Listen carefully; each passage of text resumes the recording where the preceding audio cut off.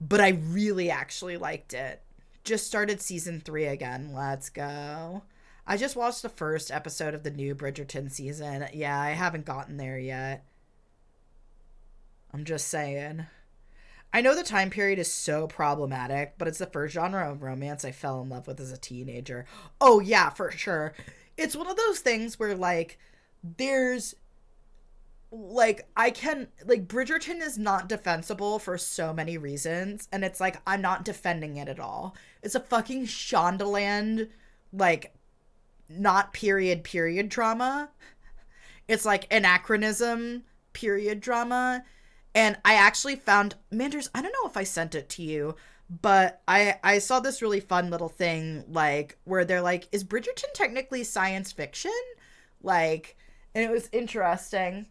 Like, but yeah, definitely it's very silly and I love it. So Bridgerton is technically a period piece.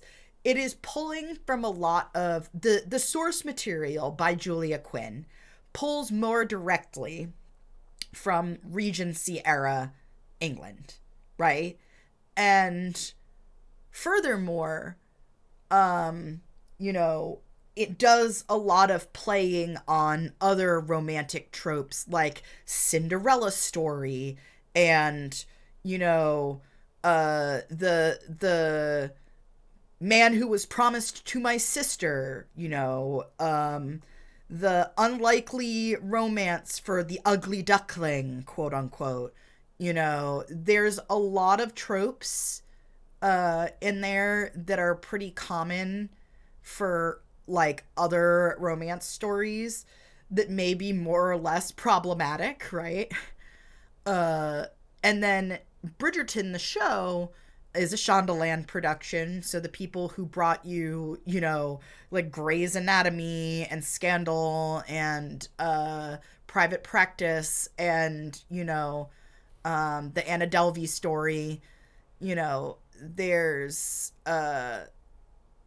they do a lot of anachronism where essentially they say, hey, what if social structures looked different and that, Queen Charlotte was a black woman, right? And not just that, but like, it's weird because it's like, okay, you have characters who were very much colonized by, Britain, right? That now are holding like higher, station than they actually would have.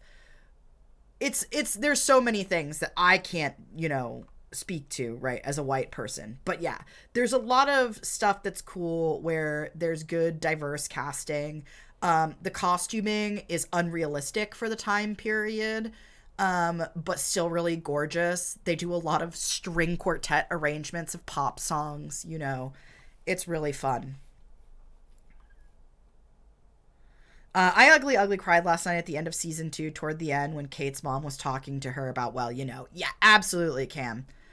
But it's not historical. Yes, absolutely. Explores romance in the Regency period, but a context wherein places in Britain colonized. Good God. I accidentally hit the refresh, and now we're not on the page anymore. Hold on, I was reading Cam's comment. Refresh, please. Wherein places in Britain colonized had actually been integrated into their society top to bottom, especially in nobility. Tropes in Netflix series, Clutching Pearls, you're right, exactly. It's still chaos and messy. Napoleonic Wars era, fun. It was some factual characters, i.e. Queen Charlotte and King George.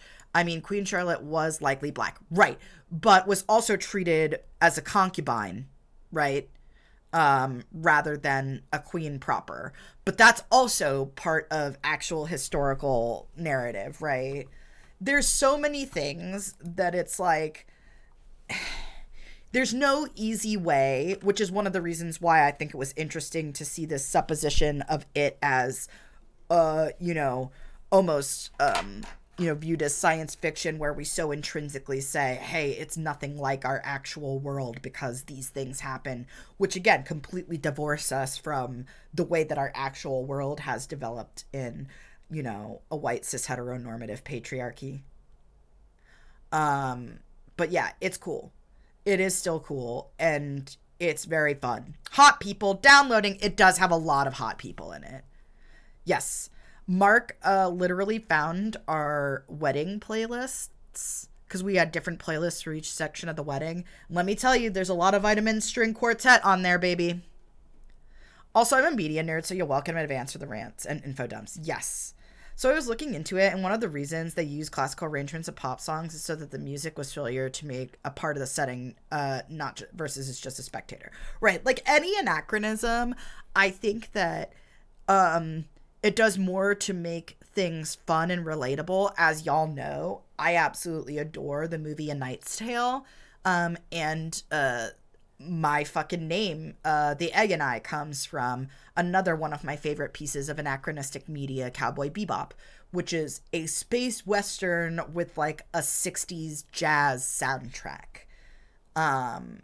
Yeah, there's so many things going on there. But yeah, it is really cool. I've been rewatching Mad Men lately. Oh my god.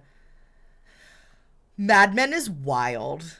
It's such a wild ride. I stopped watching, I think, after, I want to say, the second season.